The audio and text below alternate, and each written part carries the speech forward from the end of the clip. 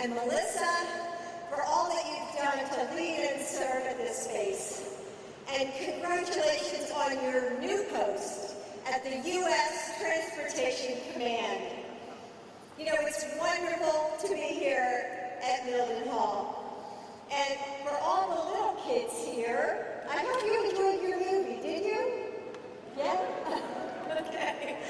You know, we're so grateful to Disney and to Pixar who helped us find a way to celebrate you through this movie. And Joe and I are always excited to visit with our troops and their families. You know, you can sit down. I don't want you to stand for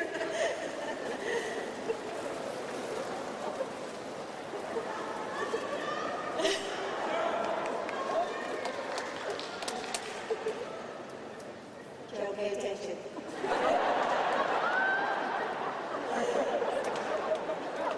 As the daughter of a Navy signalman in World War II and a mother of a major who was in the Delaware Army National Guard and served a year in Iraq, and now as your First Lady, I'm so proud to be here with all of you to begin our first overseas trip.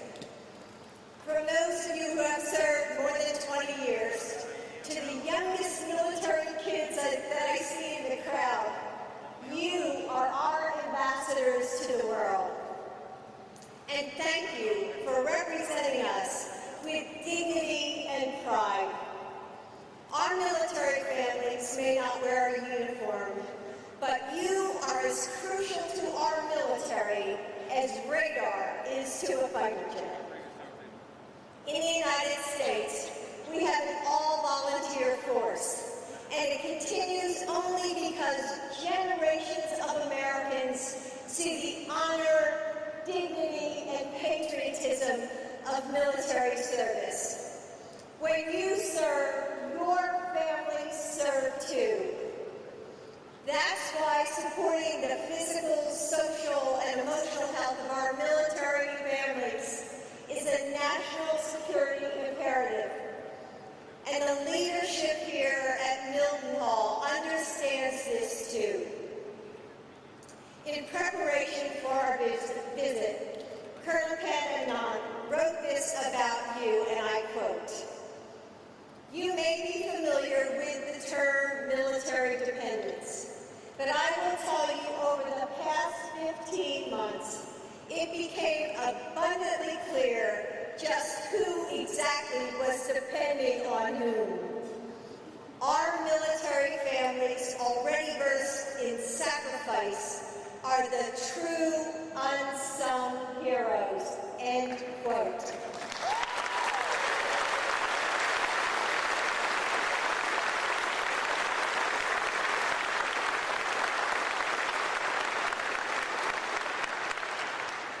And the Colonel is right, you are heroes. And you're Commander-in-Chief, and I believe that as well. And that's why supporting you is so personal to us and one of my top priorities. Through our White House initiative to support military families called Joining Forces, we're going to work on military spouse employment and entrepreneurship, make sure that you can get quality child care when you need it, and provide the education that your children deserve.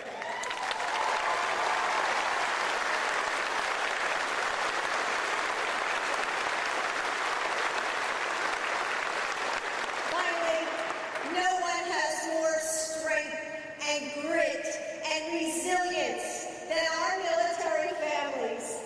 But you can't do this alone. We have to help you carry this weight by improving access to mental health resources, ensuring everyone can put food on the table, and supporting caregiving families and survivors.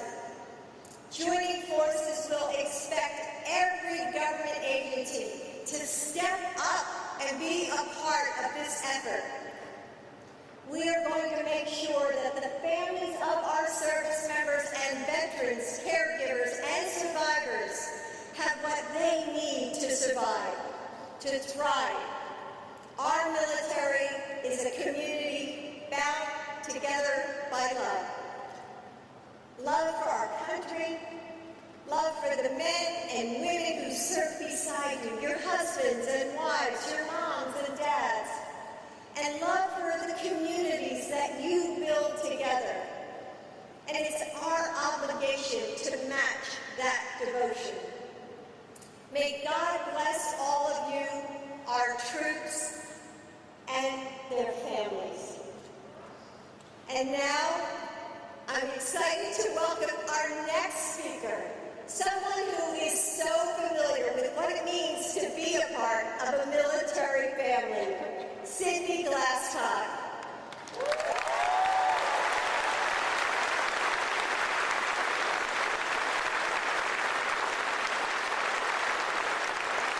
Cindy, I know growing up as the child of two service members comes with challenges, but it's also helped you to become the person you are today. Someone with a broad and beautiful perspective of the world who is able to weather change and uncertainty. I hope that you know how special you are, and we are so grateful for your and your family's service. So, Cindy.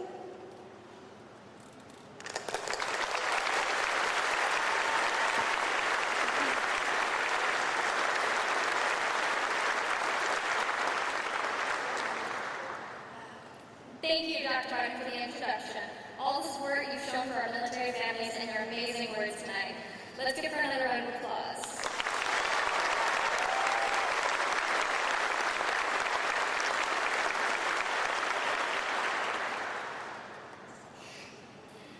Good evening. I'm Cindy Glasscock, and as a military child for my whole 14 years, I can appreciate what the words military family really mean. With both my parents actively serving in the military, my mom is a command chief, and my dad currently deployed, I understand that military family involves more than just my family unit, but rather everyone in this room.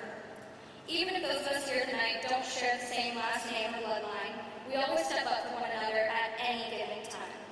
That's what makes each of you so special. That's what defines us as a military family. And that's what makes me incredibly proud to share this community with our next guest. Ladies and gentlemen, let us welcome our Commander-in-Chief, the President of the United States, Joe Biden.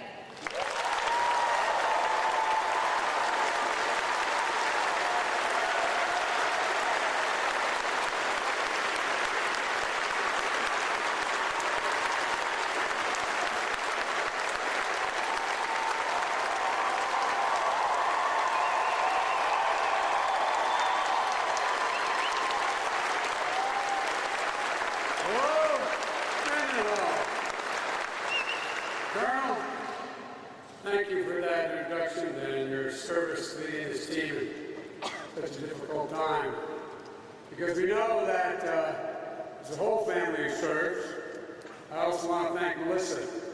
I know your next assignment is U.S. Transportation Command starts soon. So congratulations and thank you, thank you, thank you. And Cindy, you're 14 years old. When I was 14, please, at ease. I keep forgetting I'm president.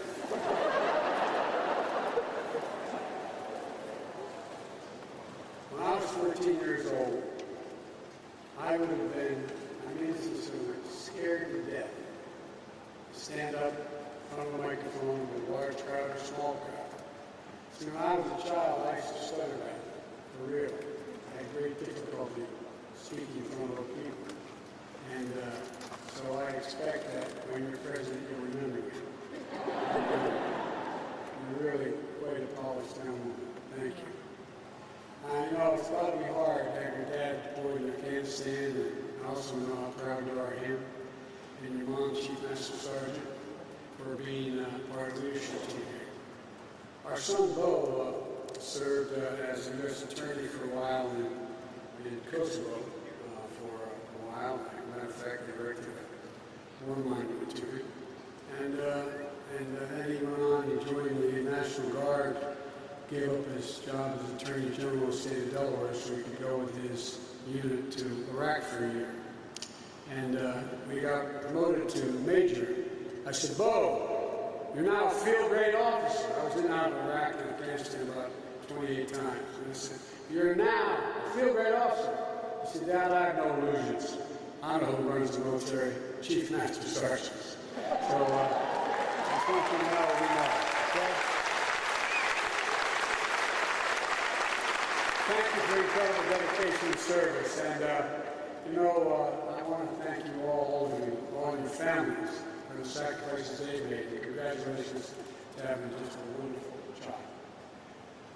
There's an awful lot of history to this space. A proud history for the British people, the bravery and heroism of the Royal Air Force pilots fighting to defend their nation. I'm sure everyone here knows the history.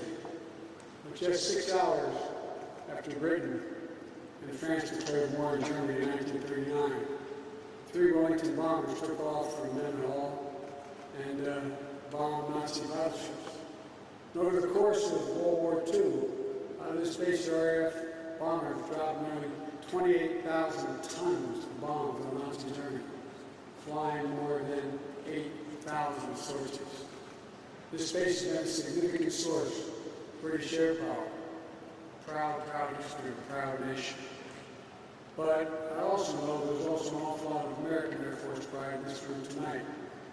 World War II was when the U.S. Army Air Force formed the 100th bombardment group. And by the way, just so you know, my uncle, who was killed in World War II in New Guinea, was Army. He was the Army Air Corps.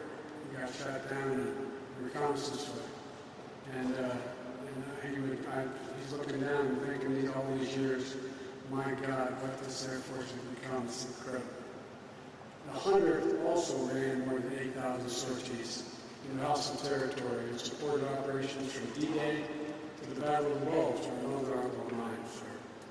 And when they first arrived in the UK in 1943, the unit took such heavy losses that earned the moniker that has been passed down to this day, the Bloody 100th. The Bloody 100th. So let me hear it for 100th Air Refueling Brigade, came known as the Bloody 100th.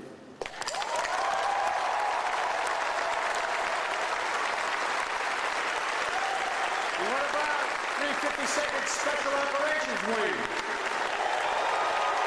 There's Team Reconnaissance, members of the Air Mobility Command. Do we have any folks here from the 48th Fighter Wing over RAF? By the way, look up. I think maybe the 501st Combat Support Wing from RAF Alcambray. And this may be a historic first in Air Force Base right here. There just might be a few members of the United States Army here tonight with us. Come on, man. To all of you airmen and soldiers, I want to say thank you. We owe you. We're so damn proud of you. So proud. And I only wish my major was here to thank you as well. Thank you for everything you do, everything you are. There's nothing that Jill and I enjoy more than spending time with our troops and their families wherever we go in the world. I had the great honor of being in and out of Afghanistan and Iraq well over 27, 28 times. I think Jill's the only second lady in American history that's gone into the war zone, into Baghdad with me as well. You're the best of our country. That's not hyperbole. You're the ones who sign up and run toward danger when duty calls. Less than 1% of Americans make the choice that you make, that you made. But the rest of us, the other 99% of us, we owe you. We owe you big. I've long said that as a nation, we have many obligations, but we only have one truly sacred obligation. Only one. That's to properly prepare and equip the women and men we send into harm's way, and to care for you and your families both while you're deployed and when you come home. And now that I have the incredible honor of serving as your Commander-in-Chief, I believe that even more strongly. You know, and I want to give an extra special thank you to all the families. As you heard from Jill, we belong to a proud military family. We know there's not just the person who wears the uniform, who serves. The whole family has to step up. The whole family makes sacrifices. When famous Irish poet said, they also serve, only stand and wait. I watched all those months Bo was in Kosovo, and I watched all those that year he was in Iraq.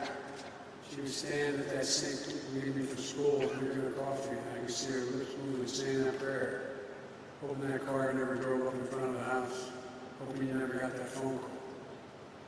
That's even more true this past year during the lockdown and safety precautions to curb the spread of COVID-19.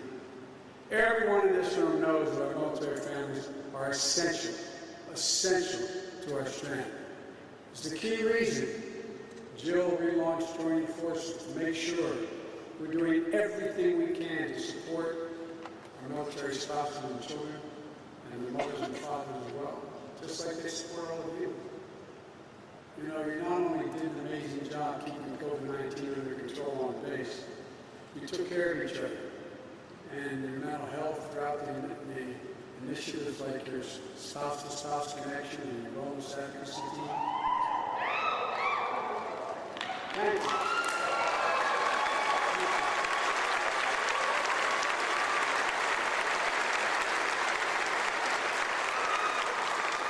As you all know, it's a team sport. And my mother killed me if you were here. She said, Joey, you shouldn't fight. I should turn around and apologize for my back to you. I apologize. I figured out how to turn it 360. Folks, thousands of hours spent volunteering to make sure everyone got through this. It was so important. I know that these last 15 months added a lot of new pressure. But all of you rose to the task together as one team. Team Mildenhall. And you never let up on your mission. And I'm so proud to be here with all of you to kick off my first overseas trip as president. I've been in and out of here many, many times. I've visited well over 100 countries as president or chairman of the Foreign Relations Committee, or as vice president or chairman of the Foreign Relations Committee. This is my first overseas trip as president of the United States. I'm heading to the G7, then to the NATO Ministerial, and then to meet with Mr. Putin to let him know what I want him to know.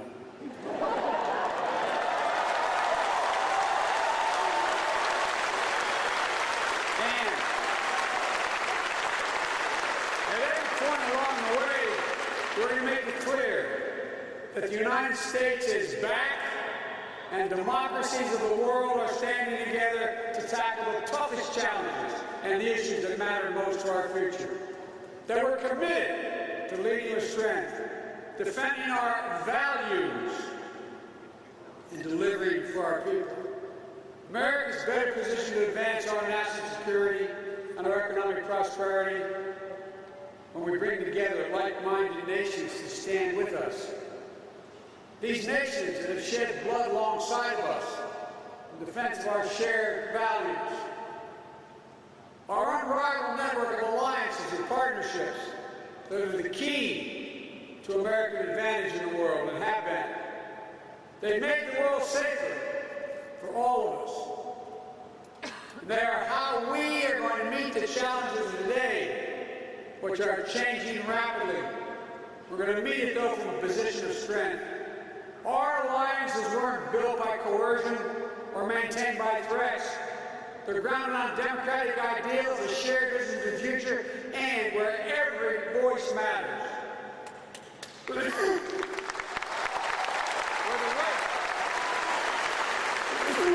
rights of all people are protected. For the same reason, so many of you signed up to serve, proudly defend and honor the democratic values that are the wellspring of our national strength. If our British friends will excuse me quoting the Declaration of Independence,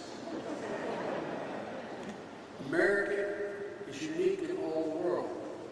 and that we are not formed based on geography or ethnicity or religion, but on an idea.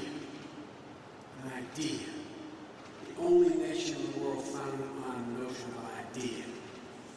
We hold these truths to be self-evident, that all men and women are created equal, endowed by their Creator with certain inalienable rights, including life, liberty, and the pursuit of happiness. We mean it. No nation can defeat us, as long as we stick to our values. It's our American creed. It's what makes us who we are, and it's what draws friends and partners to our side. And for hundreds of years, American patriots have fought and sometimes died defending those values. Folks, look, I'm often quoted by the press as saying, America leads not by the example of its power, but by the power of our example.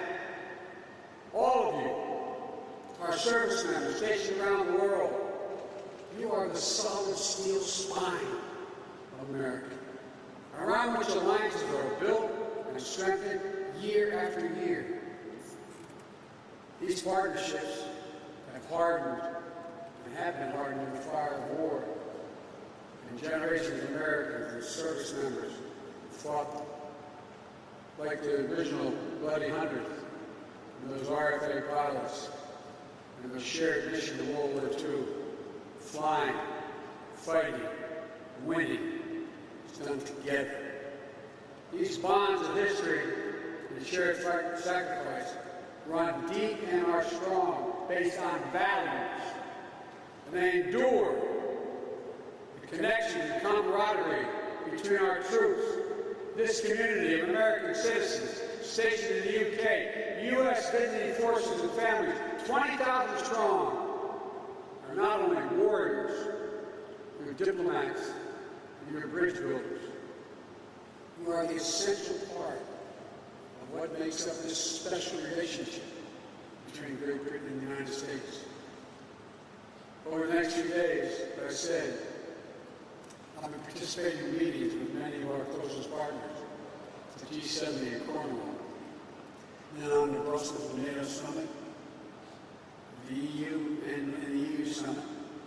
This diplomacy is essential because no single nation acting alone can meet all the challenges we face today because the world is changing. Quote another Irish poet, he said, the world's changed utterly. Terrible beauty has been born. We're in a different place than we were 10 years ago.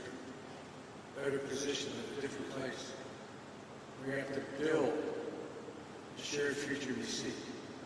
Future nations are free from coercion or dominance by more powerful states. We're the global commons, the seas, the air, the space, we remain open and accessible for the benefit of all. To tackle this century's most pressing challenges, we have to do it together. We have to end COVID-19 not just at home, which we're doing, but everywhere. There's no wall high enough to keep us safe from this pandemic or the next biological threat we face, and there will be others. That requires coordinated, multilateral action. We must all commit to an ambitious climate action if we're going to prevent the worst impacts of climate change, limiting global warming to no more than 1.5 degrees Celsius, and lead the global transition to clean energy technology. You know, when I went over in the tank in the Pentagon, when I first was elected Vice President, President Obama, the military sat us down to let us know what the greatest threats facing America are, the greatest physical threats. And this is not a joke. You know what the Joint Chiefs told us the greatest threat facing America was? Global warming. Because of the significant population movements, fights over land, millions of people leaving places because they're literally sinking below the sea in Indonesia, because of the fights over what is arable land anymore. With the G7, we plan to launch an ambitious effort to support resilience and development around the world by investing in high quality, high standard, physical, digital, and health infrastructure. We have to make sure that new technologies and norms of conduct in cyberspace are established, including addressing the growing threat of ransomware attacks. They're governed by our democratic values, not by the autocrats who are letting it happen. These are all critical national security issues in 2021. We're going to be driving this agenda together with our G7 partners. In Brussels, I'll make it clear that the United States' commitment to our NATO alliance in Article 5 is rock solid. It's a sacred obligation we have under Article 5. The U.S. and the U.K. are both founding members of NATO, the strongest military and political alliance in the history of the world, and that's not hyperbole. Our troops have stood shoulder to shoulder around the world, including serving bravely in the mountains of Afghanistan for the past 20 years.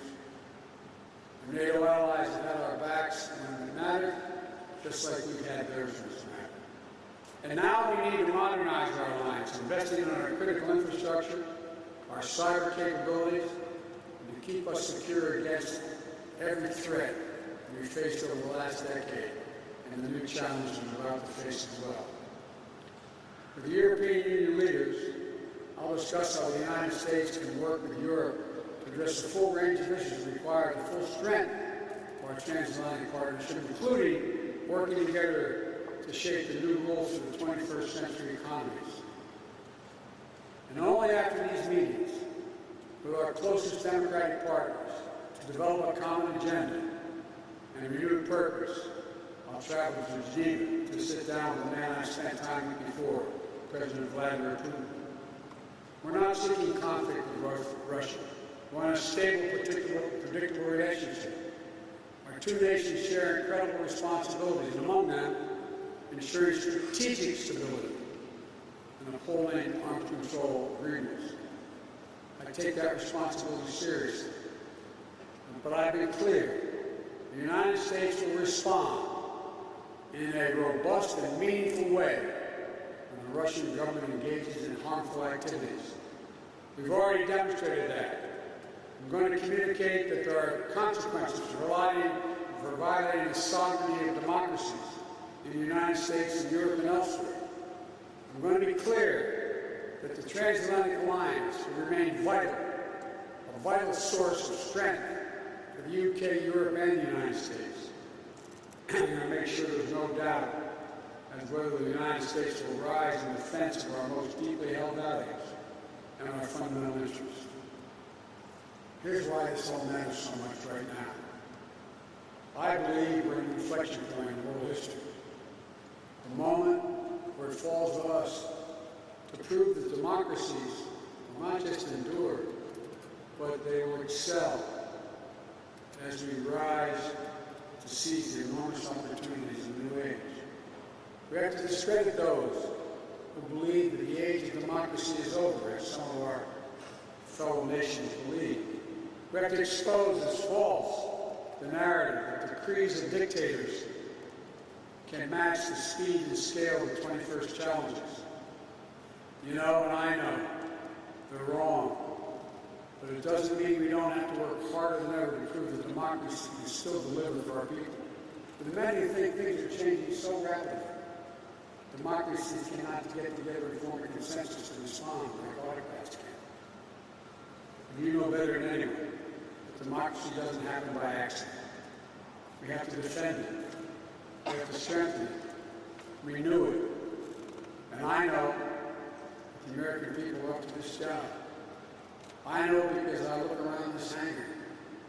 What I see is I see America. I see America, people with different backgrounds, coming together in a shared mission. Our democracy has never been perfect. Never been perfect. But Americans of all races, religions, sexual orientation, immigrants, Native Americans, all have spilled their blood to defend the values that we talk about. Generation after generation of American heroes have signed up to be part of the fight because they understand the truth that lives in every American heart. That liberation, opportunity, justice is far more likely to come to pass in democracy than in the emerging autocracies of the world. promise you, that's what this is going to be all about for your generation and those of your children. And here's what else I know beyond a doubt. There's not a single thing, nothing beyond America's confidence to accomplish when we do it together, when we do it as one team. You're proof of that. You're proof of that every single day.